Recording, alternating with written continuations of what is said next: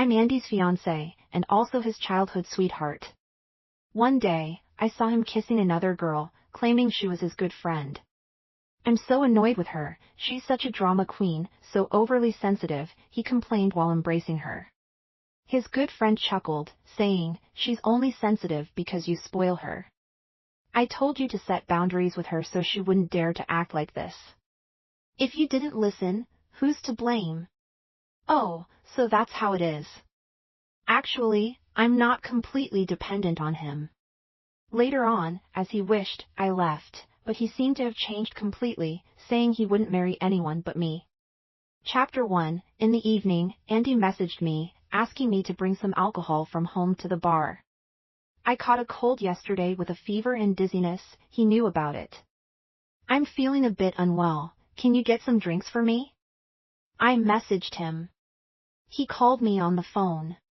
On the other end, there was laughter. Quiet down, let's see how our Andy handles his responsibilities as a husband. Haha, are you willing, Andy? Your girlfriend is not feeling well. Among the cheerful noise, he spoke up, have you eaten? I paused for a moment. Yes, I have. All the guys are waiting, just delivering something shouldn't be so difficult, right? He said in a serious tone. You have the energy to eat but not to come over? I took cold medicine and now I feel dizzy, I replied in a weak voice. Andy, forget it. If you lose, just give the guys the money, a grating female voice spoke up. I recognized that voice very well, Andy's good friend, Alice. She chuckled, Andy is going to lose money today, it's all because his little wife doesn't listen. The laughter started again. A wave of disgust suddenly rose in my stomach. Lulu. Andy's voice tinged with familiar impatience. I closed my eyes. Fine, I'll go now. Chapter 2. I hailed a cab and arrived at the bar. As I pushed the door open, I immediately saw Andy standing in the center of the room, locked in an intimate embrace with Alice. Amidst the uproar, the noisy atmosphere suddenly fell silent when they noticed me. Alice, sensing something was amiss, glanced at me from the corner of her eye and let out a sharp scream, pushing Andy away forcefully. It was as if she had seen a ferocious beast or a raging flood. Andy stumbled a few steps from the push and frowned as he looked at me. He appeared heavily intoxicated. As our eyes met, Alice seemingly unintentionally moistened her lips and stammered, Lulu, please don't misunderstand, we lost a game and are being punished. My gaze swept over her cool little tank top and white miniskirt. Andy and his other buddies had praised her more than once, so pure and alluring. Oh. I walked over, suppressing my headache, and placed the drinks on the glass table. The drinks have been delivered, I'm leaving. Oh dear, Lulu, please don't be angry, Alice suddenly hugged my arm, smearing snot and tears on me. I turned around, furrowing my brow as I looked at her. All the guys present can testify that we were just fooling around as friends. If you misunderstand because of this, we would be so wronged. Huh, misunderstanding? I turned my head and pointed casually at one of the guys, their other buddy, then go ahead and kiss him too. Alice's face instantly turned pale. Lulu, how could you treat me like this? As she spoke, her eyes filled with humiliation, her eyes red like a wounded little rabbit. At that moment, one of the guys stood up. Lulu, we were just joking around, don't be too hard on Andy. Alice is just a girl, let's not make things too difficult for her. That's right, just joking around. Hey! I turned my head and looked at everyone. Difficult? So you all know what it means to be in a difficult situation? It wasn't difficult for you to make me deliver drinks while I was sick. The group fell silent, exchanging glances for a while before turning their gaze towards Andy. Andy, look at this. That's enough. I turned around, and Andy walked over, grabbing my arm. What's wrong with you today? We said it was just a joke among brothers, why are you being so stubborn? You've ruined the good atmosphere. Alice is just a girl, do you have to deliberately embarrass her like this? A girl? His good buddy had turned back into a girl in this moment. Sorry, Lulu, it's my fault. Alice was now crying, tears streaming down her face. If I knew you two would argue, I wouldn't have insisted on drinking this alcohol. Oh, so it was Alice who wanted to drink this alcohol.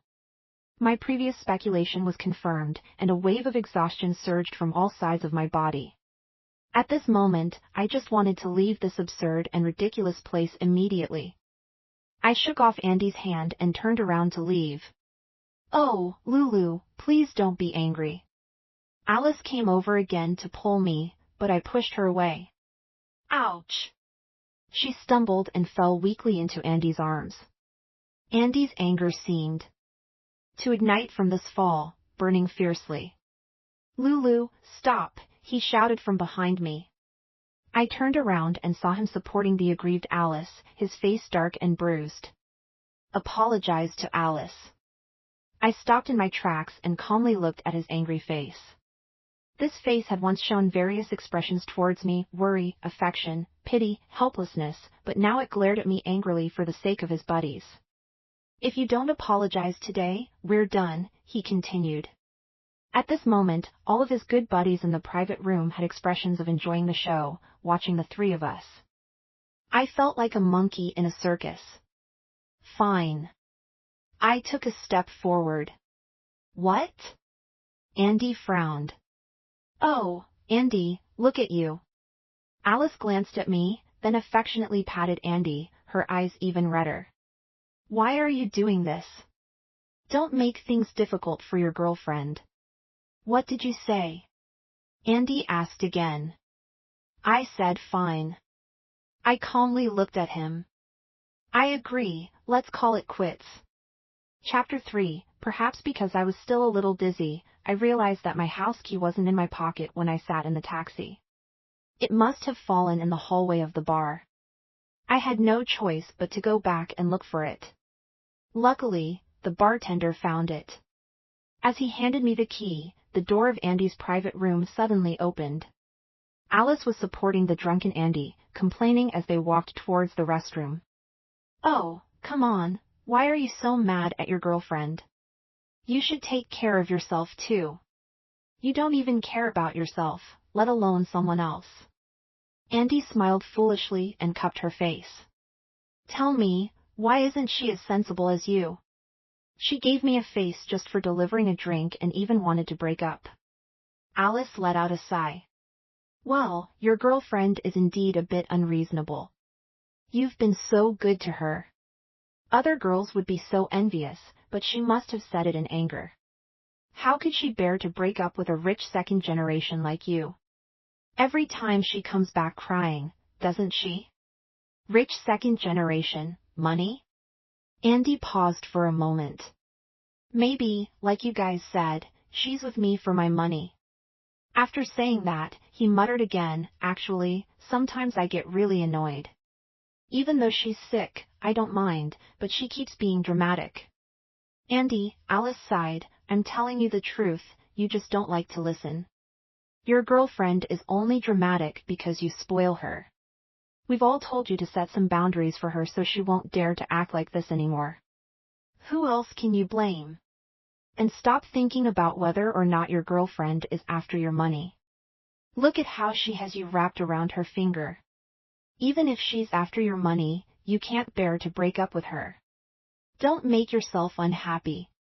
As they spoke, they both entered the accessible restroom of the bar, and a door locked from the inside. My stomach turned again. I turned around and walked away.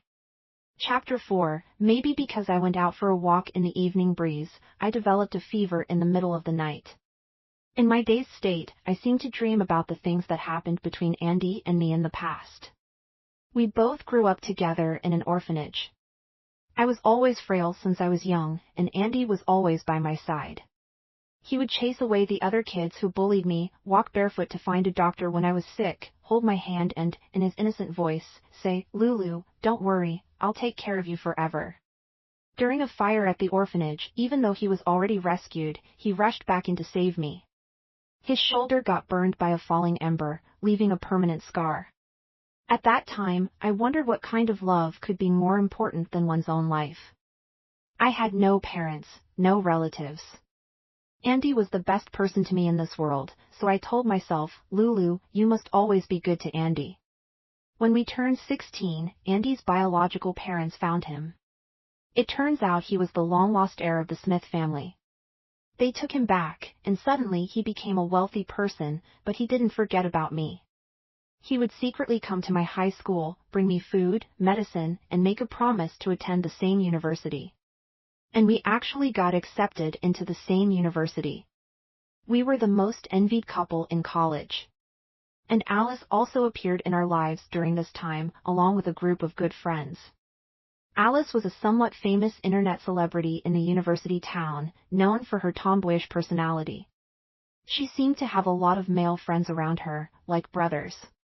The Smith family had a significant presence here, and I, who had experienced the ups and downs of life, could see what these friends around Andy were after. I reminded Andy more than once, but he didn't take it seriously. On the contrary, he enjoyed the feeling of being surrounded by these stars. After officially dating in college, Andy took me to the Smith family. He kneeled down in front of his parents and said he would only marry me in this lifetime. Andy's birth mother had a kind face. She doted on Andy, but was extremely harsh towards me. In her eyes, I, an unknown orphan, didn't meet the standards of the Smith family. When his parents disagreed, Andy stood outside the villa in the rain, getting soaked the whole night. The next day, he was hospitalized with pneumonia and a high fever of 40 degrees Celsius. I felt sorry for Andy. In order to prevent him from being caught in the middle between me and his parents, I tried my best to make his mother happy. I endured her deliberate troubles, accepted her constant criticism, and was always mindful of my words and actions, so that no one could find fault with me. Over time, she reluctantly accepted me, but every weekend she would still call me to the Smith family for her so-called wife council. On that day, all the servants of the Smith family had a day off, and I had to serve Andy's mother and all her friends alone. I poured tea, washed dishes, and held an umbrella. You know, it's because you lack exercise that you're always feeling sick. Andy's mother would watch me sweating and panting while fiddling with her newly done nails. Just do more chores, and you'll be fine. Her friends would scrutinize me with their eyes, saying, she looks weak, can she even bear children? Mrs. Smith, you should take her for a checkup. It's pointless if she doesn't have a good family background and can't bear children, it's a loss. They would say. In the Smith household, I felt like a commodity, always being scrutinized, directed, and commented on by these high and mighty gazes. I didn't tell Andy about all this. I pitied him for the hardships he faced after taking over the company and didn't want him to worry about me and his family's relationship. And these things weren't really that important.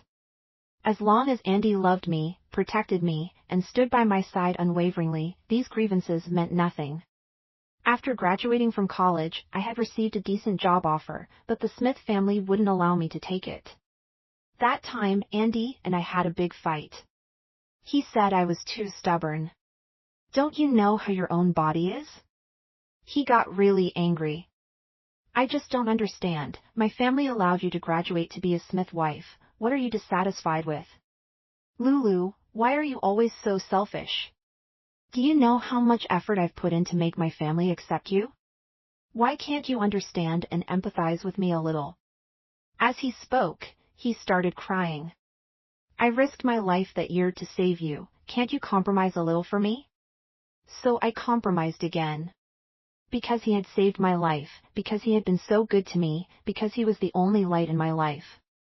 Whenever I thought of the past, him who would do anything for me, disregarding all obstacles, even his life, whenever I saw the scar on his shoulder from saving me, no matter how fierce our arguments were, I would find a reason to reconcile with him. I didn't ask for anything else, I just hoped that we could be together for a long, long time. And it wasn't until today that I finally understood. He thought I didn't leave him because I couldn't bear to part with his money. He was annoyed with me. Today's deliberate test wasn't the first time it had happened, and perhaps the reason I went to deliver the alcohol was to give my heart its final death, to suppress that last straw. In my dream, tears kept flowing uncontrollably. The sunny young boy from my memories seemed to be standing behind me, waving his hand and shouting happily, "Lulu, wait for me, let's go together." But I no longer wanted to walk with him. I was too tired. Letting the tears flow incessantly, I took step after step forward until I reached the end of the sunset. When I turned back, that figure from my memories had already been washed away by tears, disappeared without a trace. There was no longer any evidence of its existence.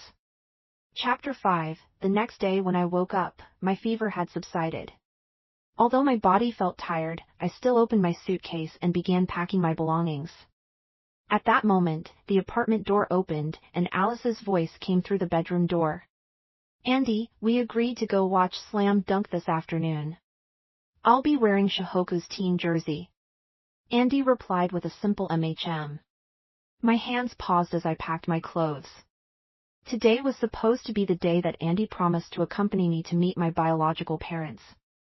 A week ago, the people from the orphanage contacted me, saying they might have found my biological parents. They requested a DNA test using hair samples, and today was the day we would receive the results. When I first received the notification, I was nervous and apprehensive, but Andy promised to be there with me. But in just a few days, he forgot and made plans to watch Slam Dunk with someone else. The bedroom door creaked open. It was Andy. "What are you doing? Being stubborn again?" He frowned at me as I packed my things. "Don't you know how your own body is?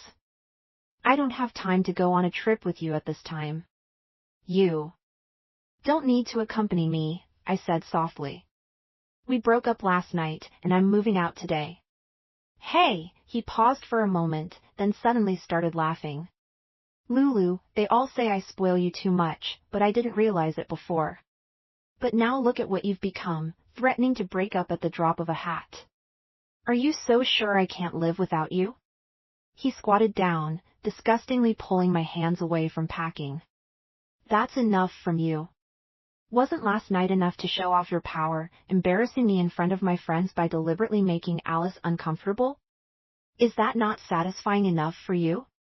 A surge of anger rose in my chest, and I raised my head to meet his gaze.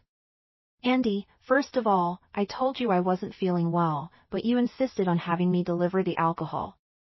Second, you were the one who kissed Alice first, and it was her who approached me.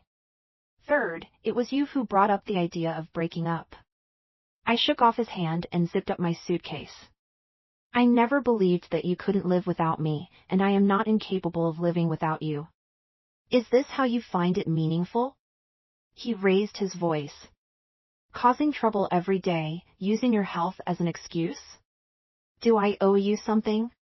He started to lose control. "Lulu, don't you know how good I've been to you? I even risked my life for you back then. Last night was just about having you deliver some alcohol to see how genuinely your feelings for me are, and now I found out." He grabbed my arm tightly. "Do you know what my brothers say about you behind your back? They all say you're a gold digger and I'm a fool, and that you're only after my money. Can't you prove them wrong? But what have you done? I've done so much for you, what have you done for me?" I wanted to verify things for myself. Is that too much to ask?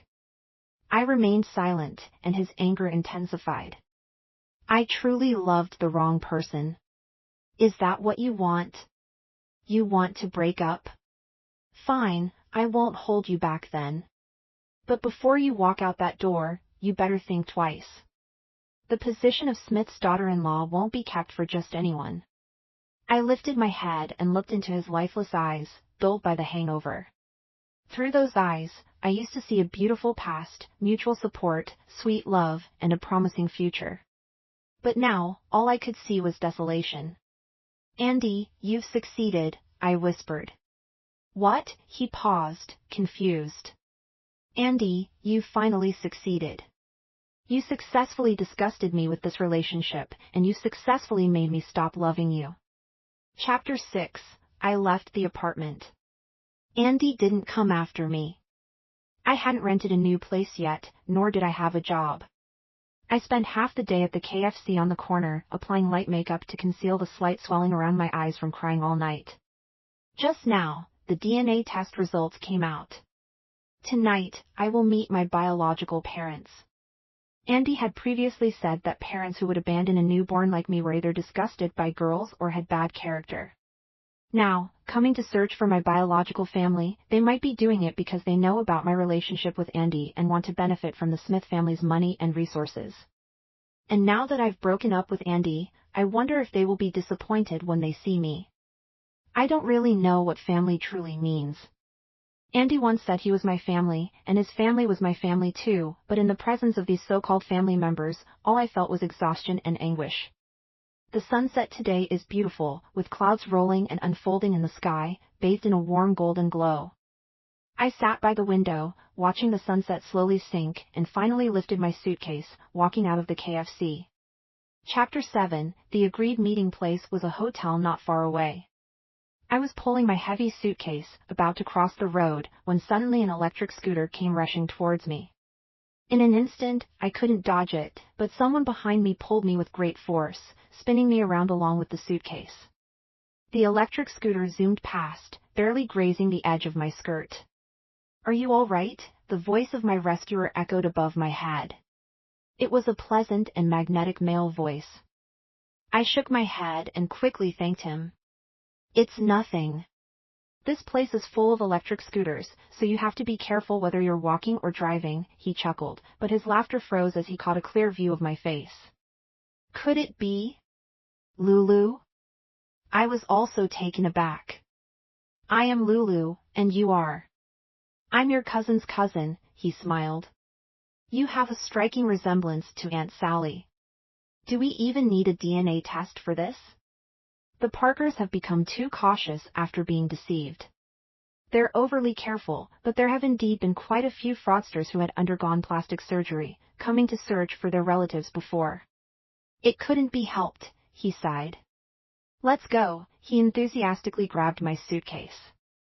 The Parkers have too many prying eyes, so meeting at a hotel under the Joneses' name today is for your protection. I've cleared the people, so don't worry. You mentioned the Parkers, the Jones. I paused for a moment, then exclaimed, "Ah, forget it, you don't know yet," he smiled. "You are the only daughter of the Parker Group's second son. I'm Ethan from the Jones Group. My sister married your cousin, so our families are in-laws." Chapter 8, The Parkers, the Jones. Before I could fully comprehend, I was already standing at the entrance of the hotel with Ethan. A group of people was anxiously waiting at the door, looking in our direction. At that moment, a beautiful lady rushed over and embraced me tightly. "Is it Lulu? Is it my Lulu?" She held my face in her hands, tears streaming uncontrollably. "It's really my child, Jerry. Our child has come back." A tall and well-built man walked over, his eyes also red. "Yes, our child has returned." I looked at the face in front of me, resembling mine by about 70%, and my eyes couldn't help but well up with tears. "Uncle, Jerry, Aunt Sally, let's go inside first," Ethan whispered beside us. Until we entered the VIP lounge, my biological mother held my hand tightly the entire time. I could feel her hand trembling slightly. Today, the director of the orphanage and the police were also present.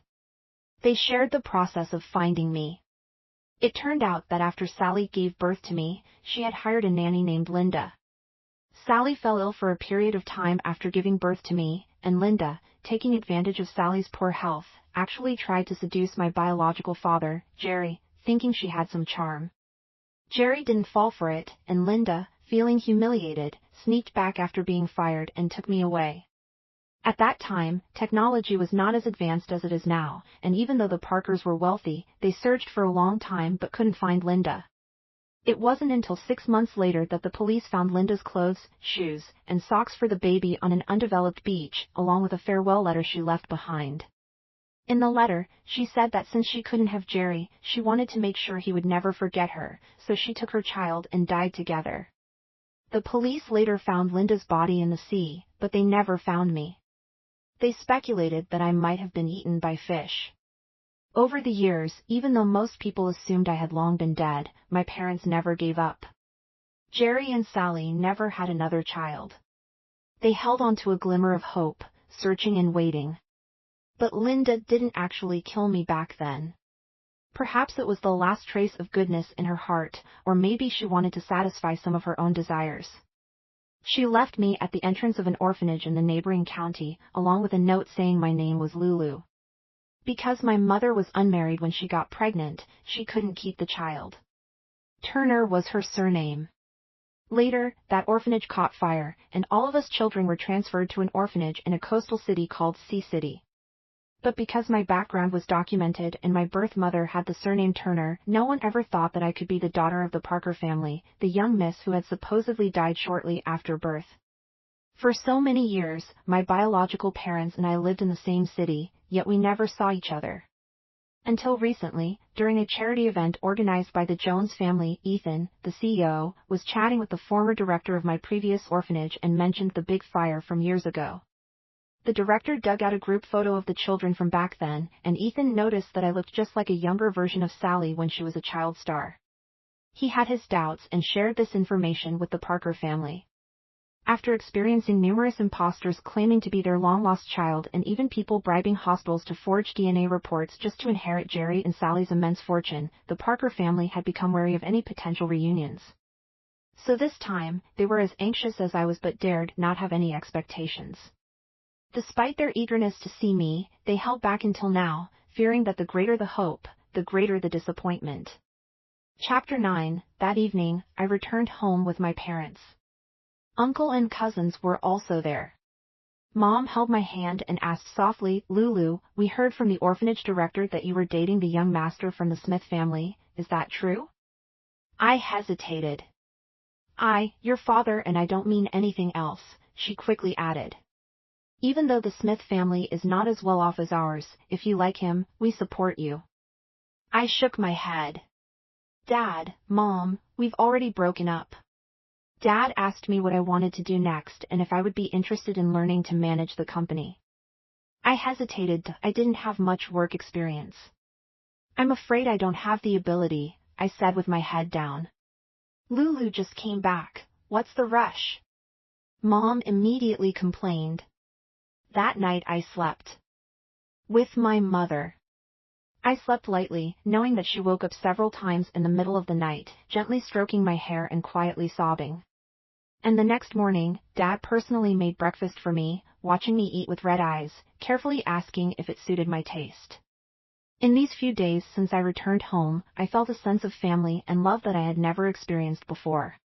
They were all trying their best to make up for me, but I knew that they had probably suffered more than me over these years. A few days later, Cousin David found me, and Ethan was there too. David said that my dad's health hadn't been good in recent years. The mental torment of searching for me for many years and the pressure of work were like two mountains weighing on him, and the doctor had long recommended that he retire and rest. In fact, I had already noticed from his graying temples that although he was 5 years younger than Uncle, he looked much older. "Lulu, the Parker family now has two major business sectors, one with me and the other with your second uncle. Eventually, your second uncle's part will be handed over to you," David asked me. "Are you willing to learn?" I lowered my head, thought for a long time, and finally nodded. "I'm willing to give it a try."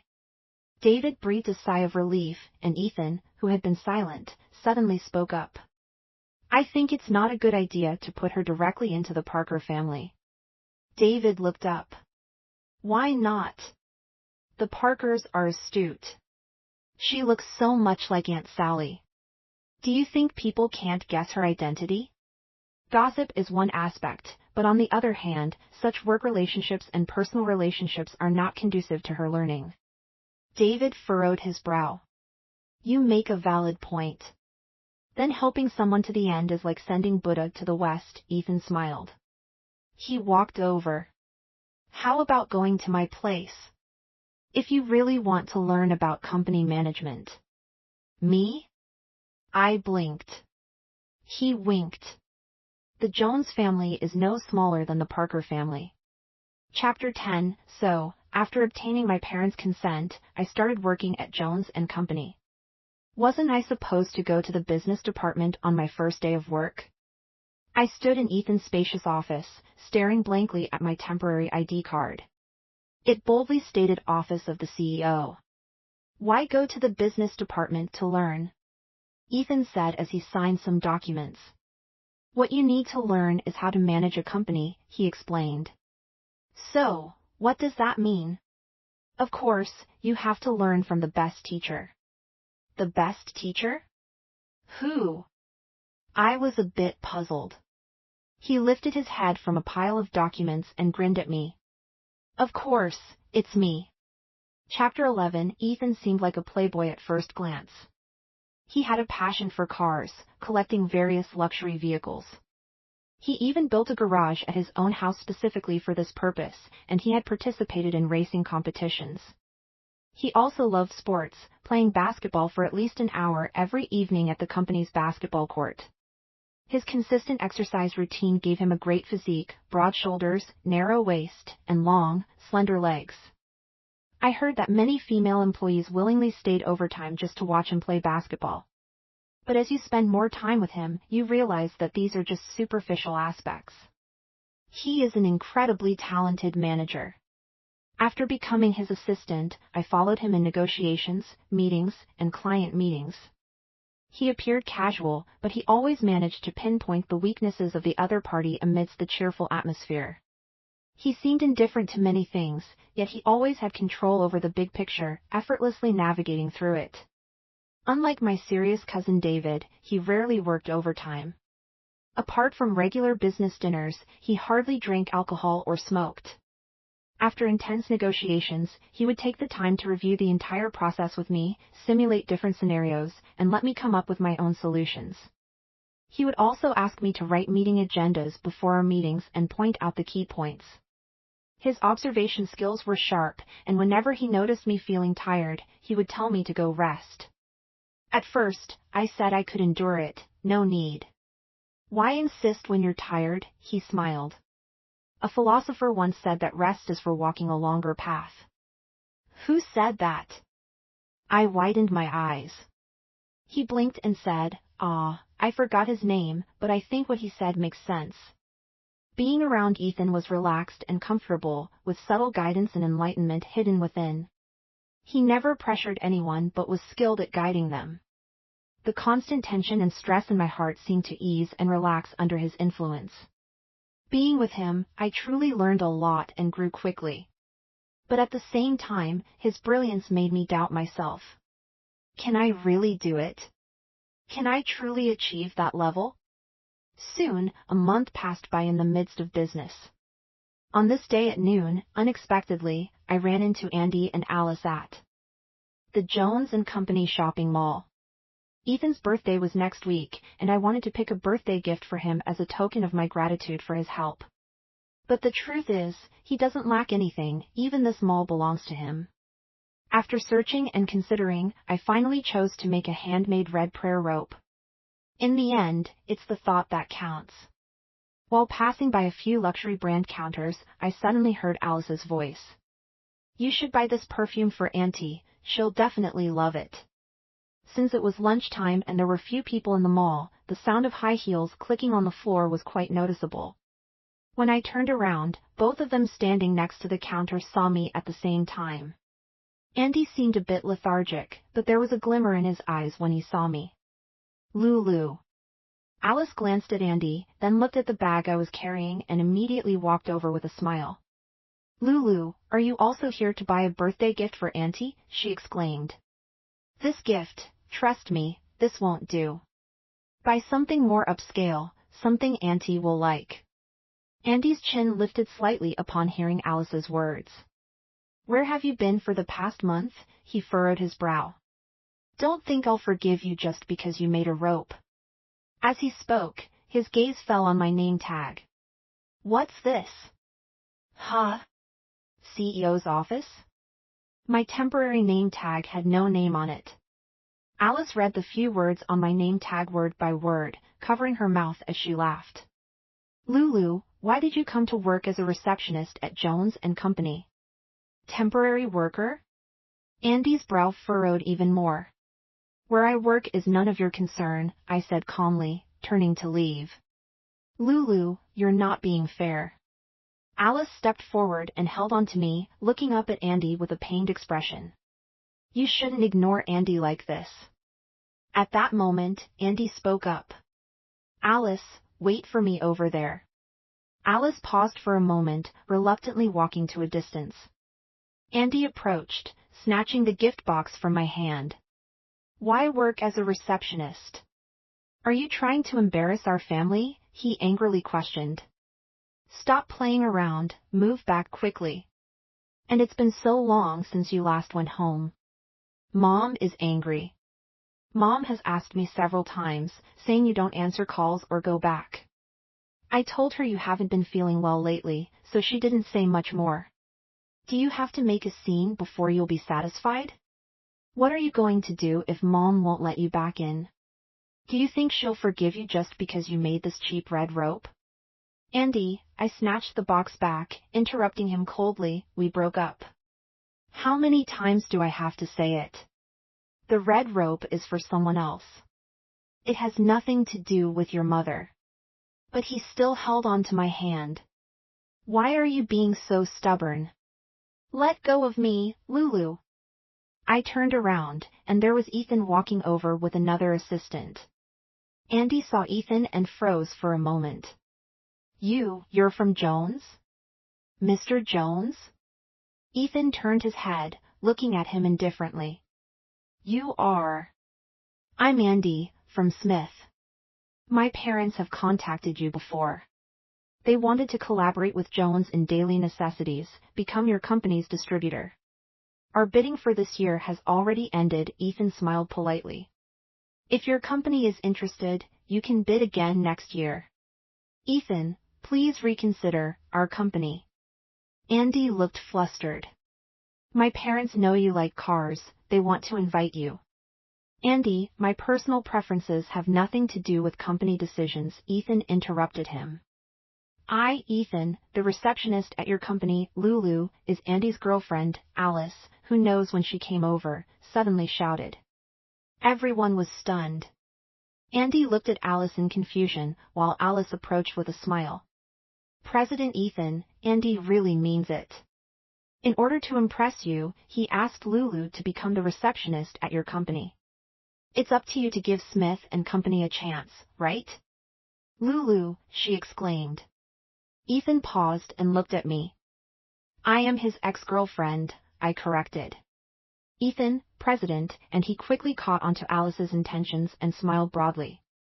Lulu and you are just playing around, we haven't broken up.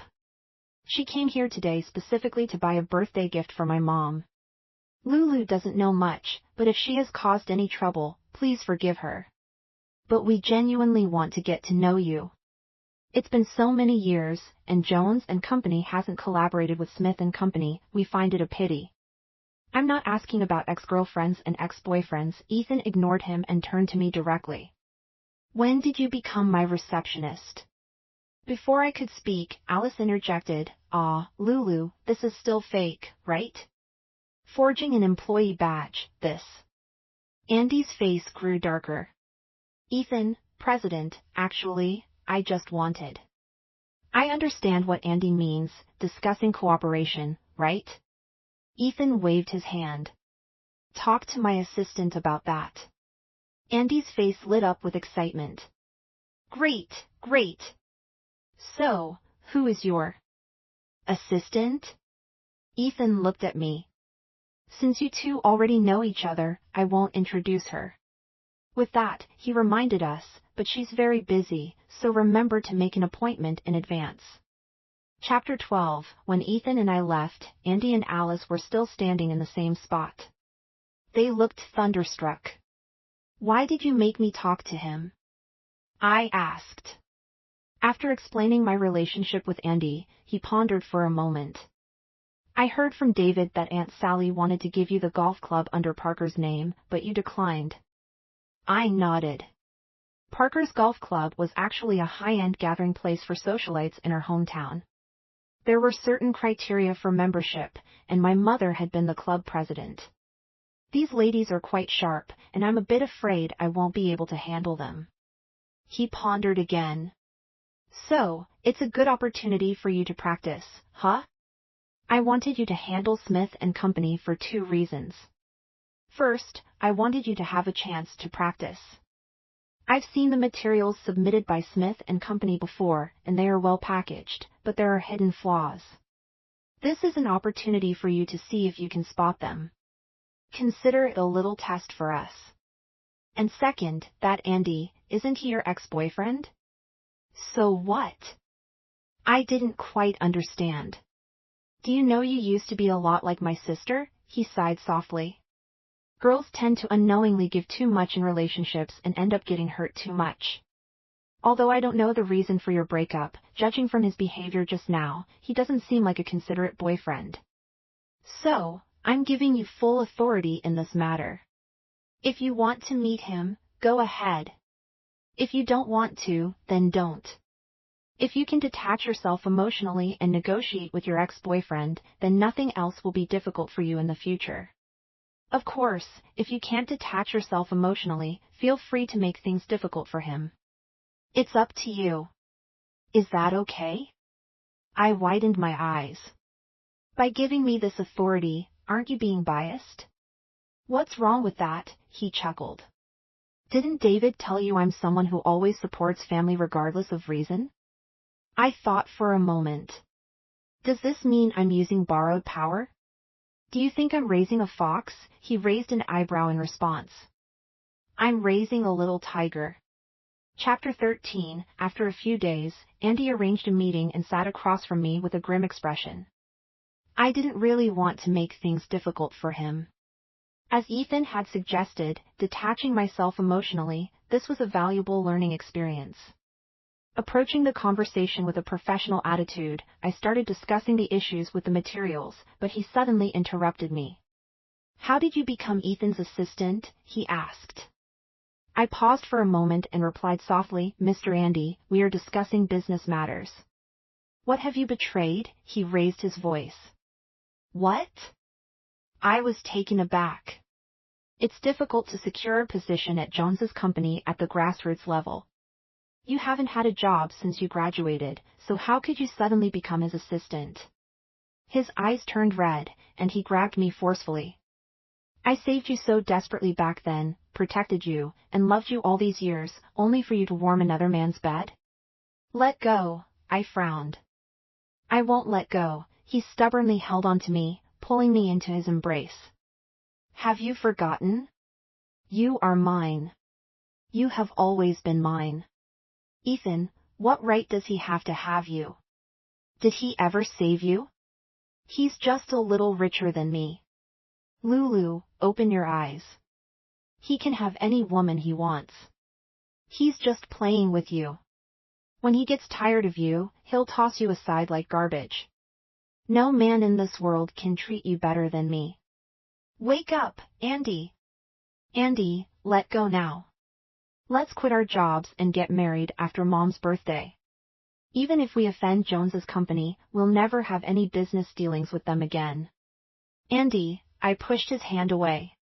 He turned his head, his eyes already swollen. I really love you, why don't you understand? I looked at him calmly. We've already broken up, why don't you understand?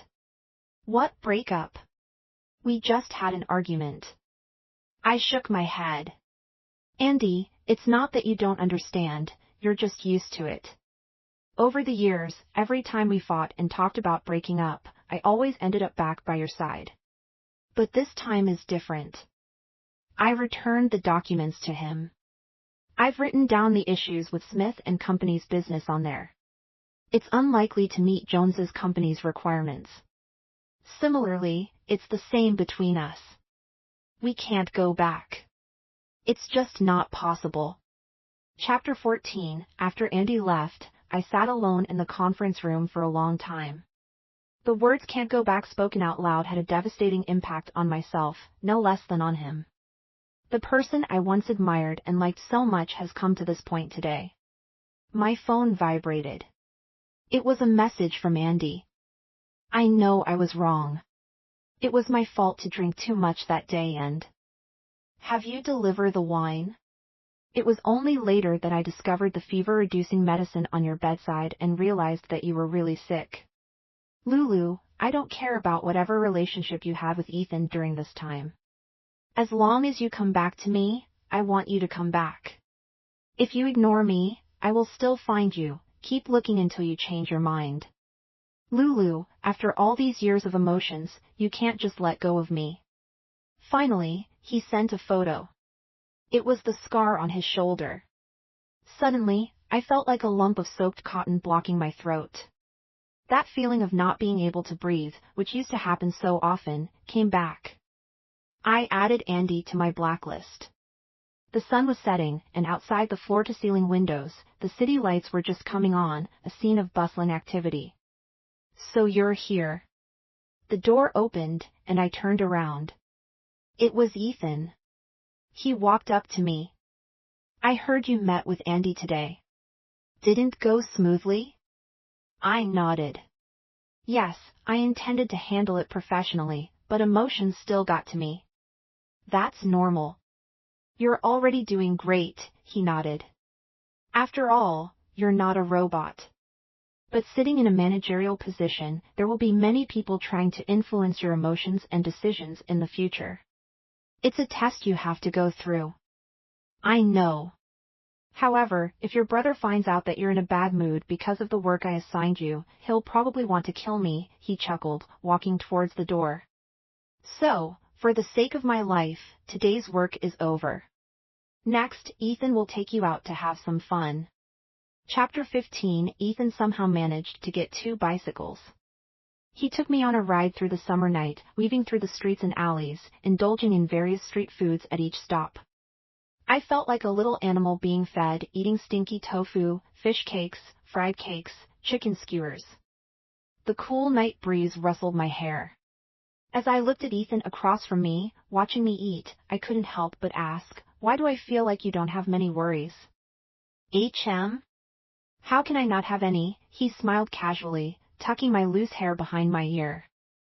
I have plenty of worries. He talked about taking over the Jones Company recently. Do you know?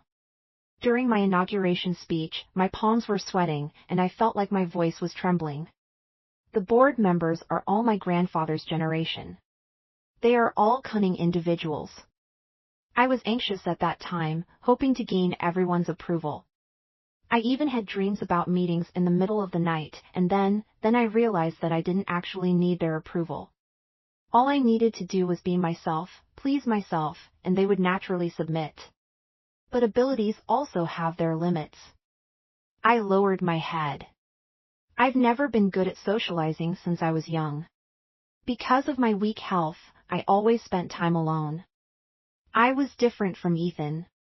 He was strictly groomed according to the standards of the Jones family as the successor, while I had lived as an ordinary person for over 20 years. He shook his head. No, you can do it. Want to give it a try? He asked. Ethan took me to a basketball court with colorful lights. It was just the 2 of us. I had never played basketball before, and I was never good at sports, but he said he would teach me. Like this, raise your hand, aim here, here we go. He patiently corrected my movements over and over again with the attitude of a real coach. Why do you like playing basketball? I couldn't help but ask out of curiosity. Because playing basketball is cool. He adjusted my posture. Have you seen Slam Dunk? I shook my head. Before, I always thought that anime protagonists and idol drama leads were really good at basketball, so I practiced hard and imagined myself as one of them. But later on, basketball became my most direct way of relieving stress. The exhilarating competition, the thrilling battles, often make you forget about other worries and focus on the present. I tried shooting another ball, and clang! It went in. I couldn't help but cheer happily and high-five him. So, basketball became a daily exercise for me, he continued with a smile. But it's no longer about becoming an idol drama lead, since my name doesn't really suit idol dramas. Your name? I asked. He threw the ball to me. When I was born, I used to cry a lot. My mom wanted me to toughen up, so she gave me the name Ethan. Huh? Where's the toughness? I patted the ball without thinking. He froze. I froze too. The cool breeze blew, and while holding the basketball, I suddenly felt like I was holding a scorching hot coal. After a while, he chuckled lightly. Can you drive? I don't drive, I immediately retorted. He couldn't help but cry and laugh. I meant, can you drive my car? The drink I bought at the basketball court earlier has alcohol in it.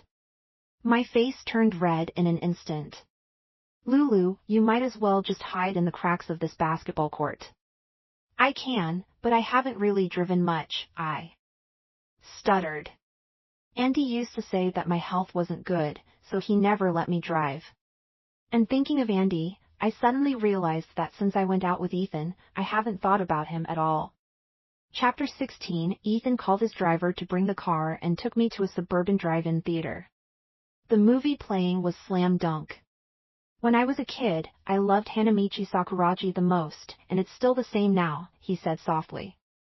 After it ended, this movie has different opinions from people, and I don't understand why they chose Sendo as the main character. I do have some regrets, but I understand the author. Chapter 17. The next day, I told my mom that I was willing to take over the golf club. I wanted to give it a try. My mom was thrilled and quickly arranged everything. That day at the club, my assistant said there was someone outside looking for me. Yes, Mrs. Smith heard from somewhere that the club was being handed over to Miss, and she came with a gift, insisting on seeing Mississippi. I furrowed my brow. Sure enough, when I went outside, it was Andy's mother. She was holding a box in her hand, and her ingratiating smile disappeared the moment she saw me. Lulu, what are you doing here? She widened her eyes. Alice told me a couple of days ago that you were climbing the social ladder with the Jones family, and I didn't believe it. Who is this wild man you're accompanying? I've long told my son that you're no good, she sneered, even taking out a camera to take pictures. Now I've caught you red-handed. Don't think that just because you're with a man, you can gain membership to this club. This club is not easy to get into, it's not for just anyone. I looked at her calmly, sitting at the tea table, pouring myself a cup of tea. Indeed, it's not for just anyone. Otherwise, Mrs. Smith, you wouldn't have submitted 10 applications, and none of them were approved. What did you say? She raised her hand in frustration. Lulu, let me tell you, with your current behavior, I will never agree to you entering the Smith family in the future. Entering the Smith family? I sipped my tea leisurely. Mrs. Smith, maybe you should think about why you can't enter the doors of this club yourself.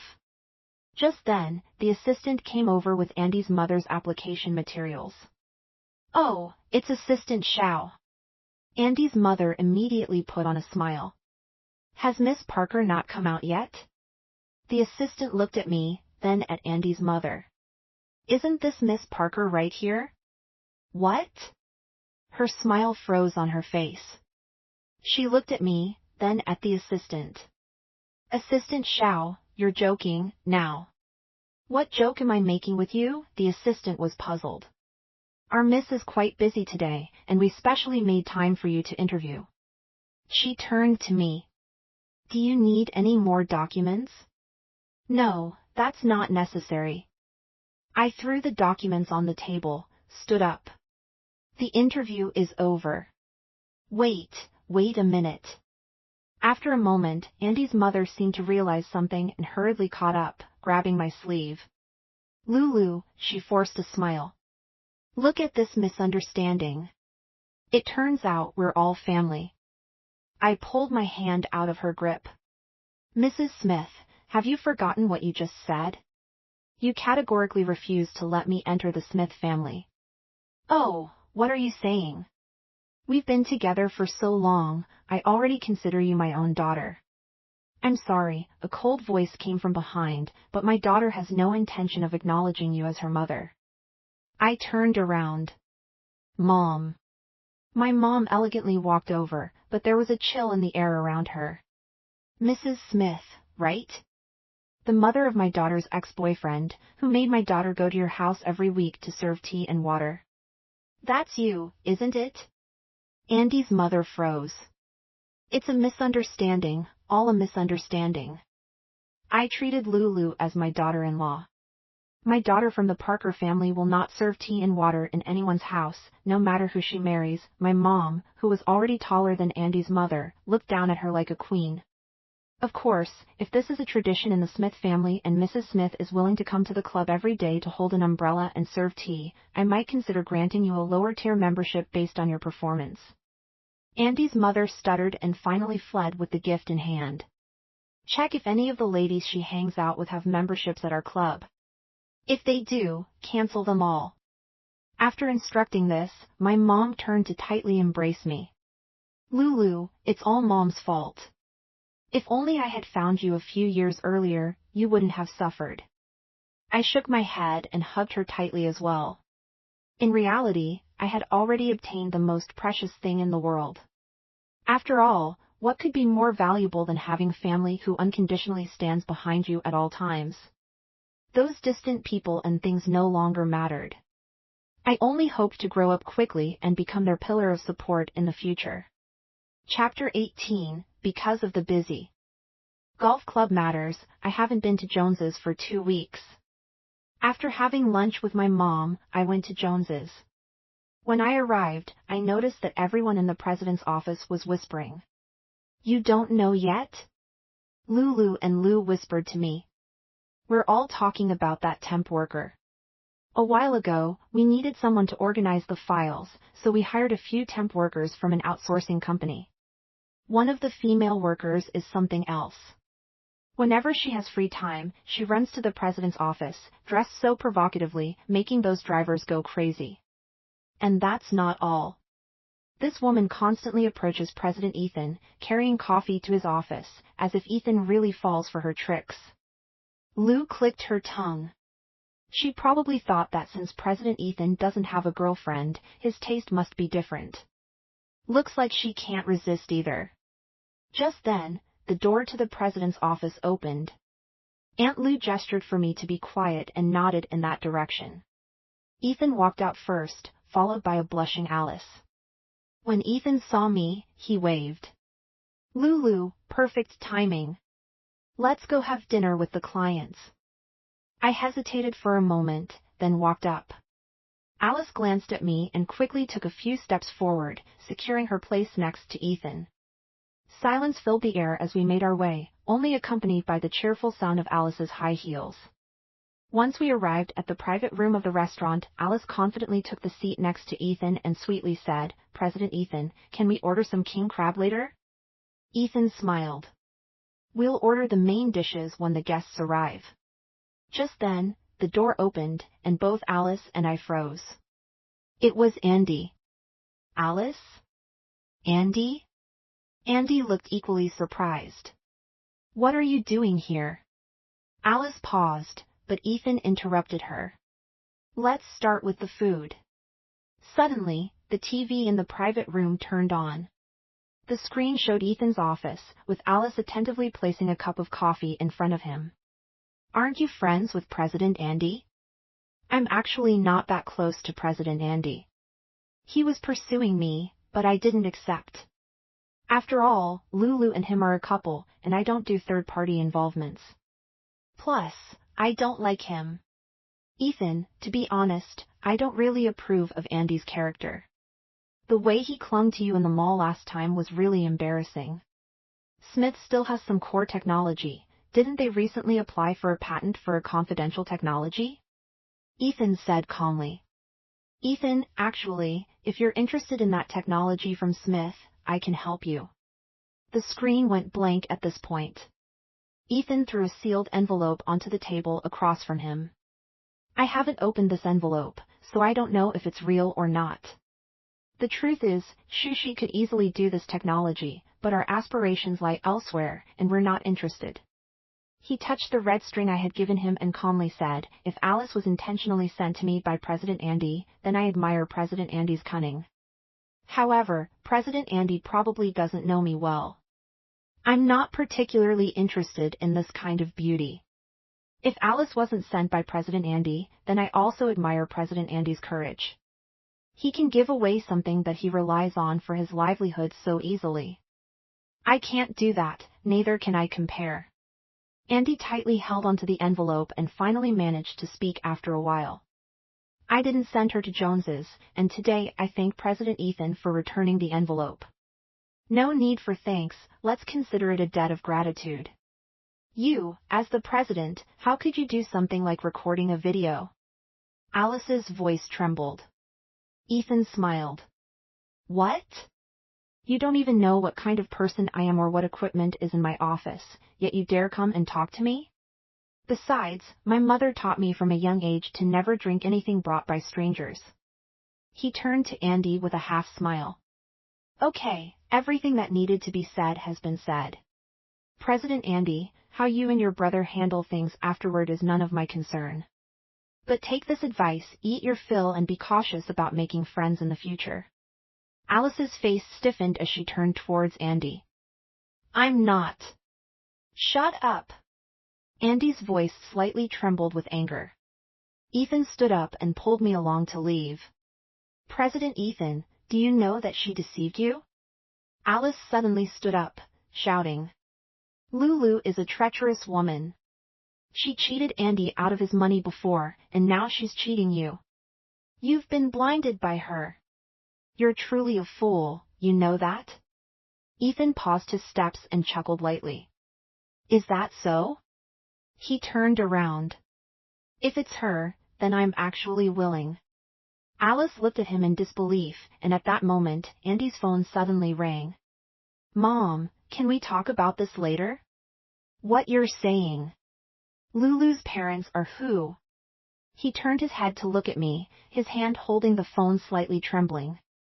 After hanging up the phone, he seemed to be in a daze. No. It can't be true. My mom said you're the daughter of the Parkers. But Lulu, you're not surnamed Turner, right? Parker daughter? The rumored heiress of the Parkers who was supposed to inherit half of the family fortune? Alice froze at the same time. Is there a mistake? Her surname is Turner. I haven't been surnamed Turner for a long time, I said softly. My surname is Parker. Lulu Parker.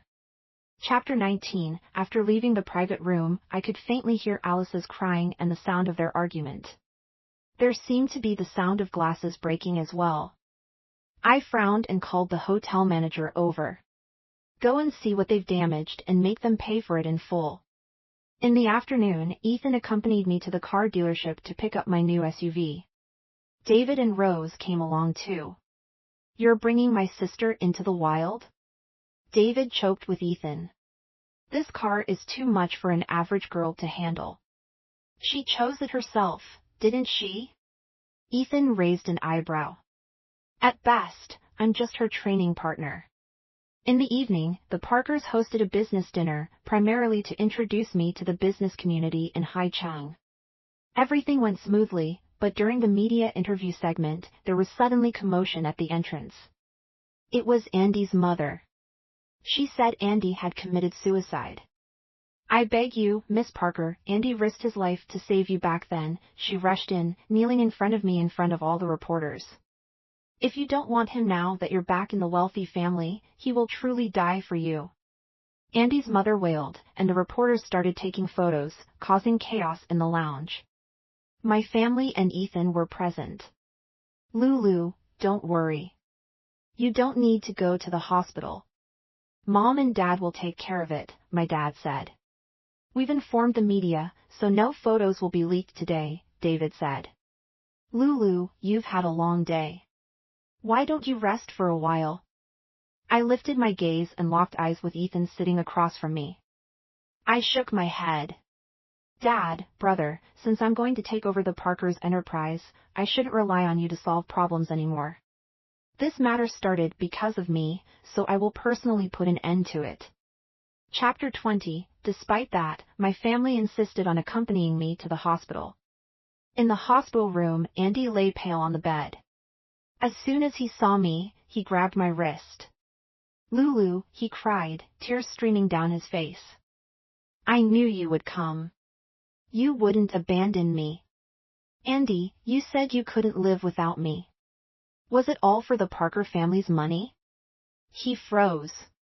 What? What are you saying? He seemed deeply hurt. How could you think that of me? Lulu, how could my feelings for you be related to the Parker family's money? So you knew as well that saying something like that would hurt? I said. Silence filled the air. He suddenly became flustered. Lulu, One by one, I unraveled his fingers from mine. Andy, I came here to make you understand that you and I are truly over. Do you know why I've often felt suffocated all these years? Why I couldn't catch my breath? He stared at me dumbfounded. Because in this relationship, I always felt suffocated. Suffocated by love and affection filled with pressure, suffocated by doubts and tests, suffocated by countless moments of disappointment and despair, suffocated by endless internal conflicts, suffocated by my own fragility and unwillingness. Do you still not understand? I used to desperately convince myself that everything you did was for my good, but love is not about imprisonment, payment, or constant suspicion. True love doesn't require tests or demand equal reciprocation. It requires unconditional trust and willingly giving of oneself. When you doubted our love because of a few words from others, when you maintained ambiguous relationships with other girls despite knowing it, when you repeatedly blamed our relationship's breakdown on me, that's when we ended.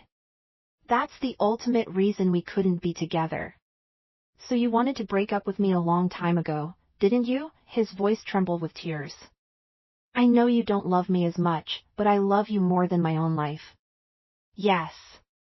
Andy's mother suddenly burst into the room, crying out, "My son saved you. Who else in this world could be better to you than him? You can't be heartless." My father and uncle stepped forward, blocking Andy's mother. Andy, you always claimed that you saved Lulu's life, but we retrieved the relevant records from that year. It's true that you rushed in, but as soon as you entered, you encountered the 2 firefighters who had already rescued Lulu. At that time, Lulu was unconscious. When she woke up, you told her that you saved her, deliberately concealing the existence of those 2 firefighters.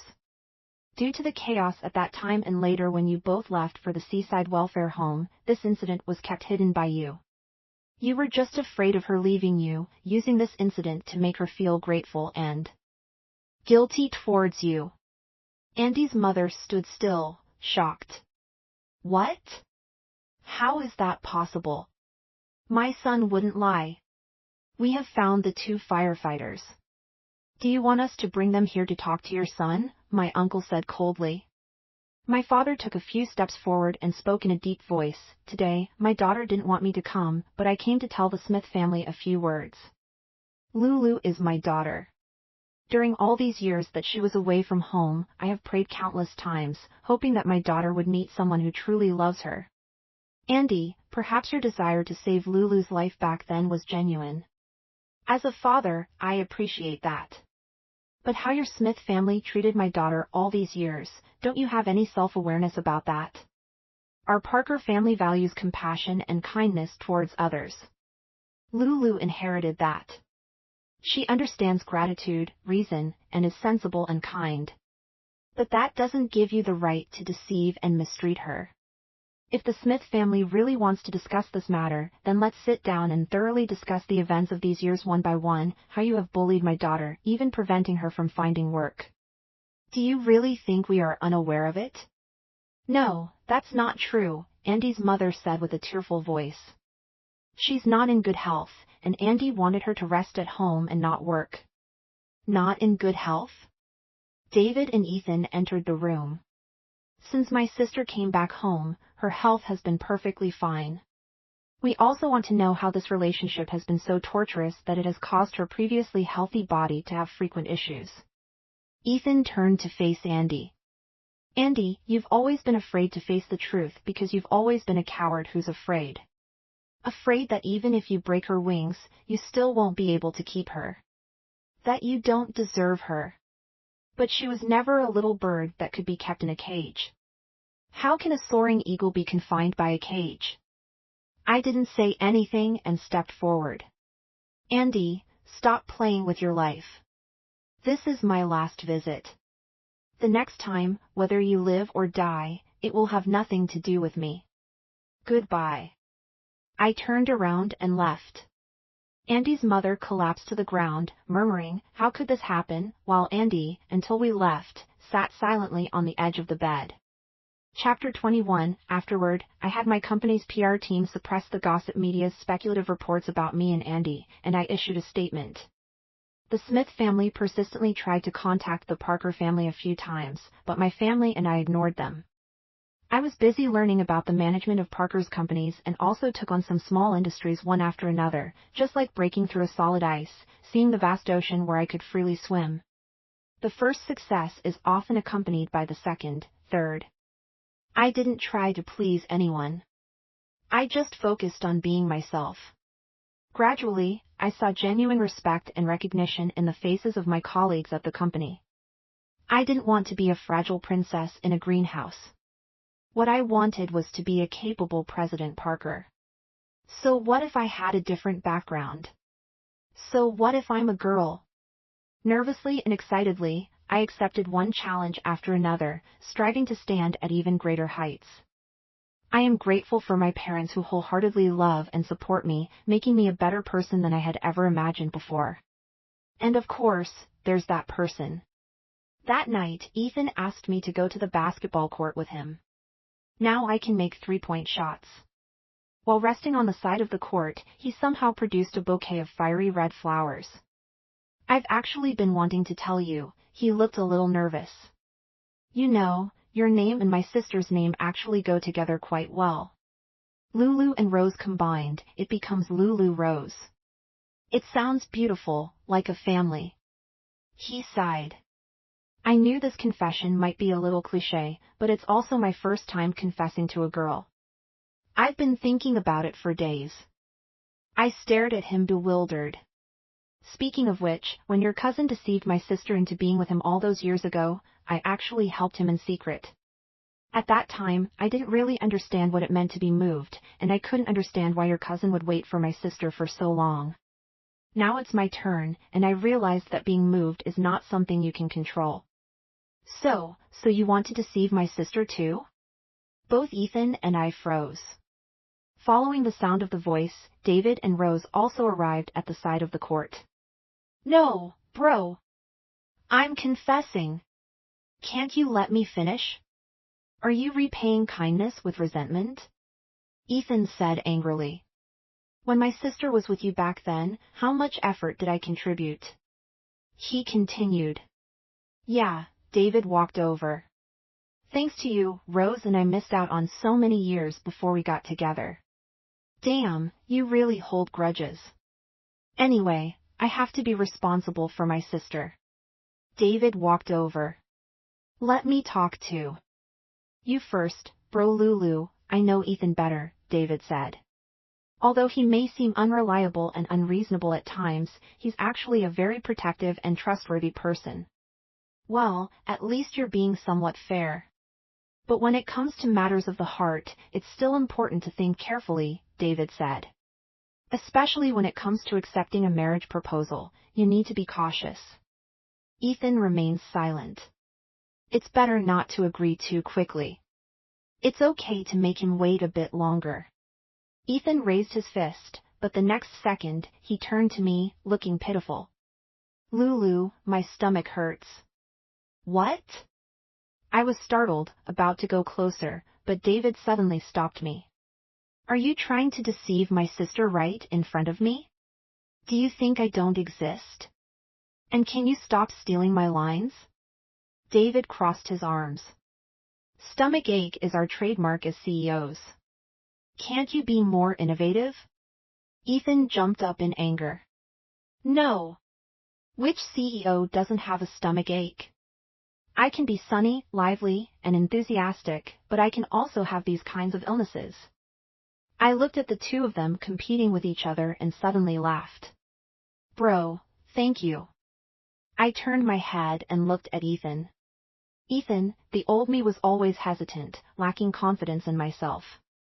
But just like how you taught me to play basketball, you have to bravely lift the ball first, try, and then you have a chance to score, right? A good partner won't let you stay in one place together or trap you in a cage. They will walk alongside you. So, I also think. I smiled. Lulu rose. It really sounds like a family. Chapter 22. That night at the basketball court, Ethan said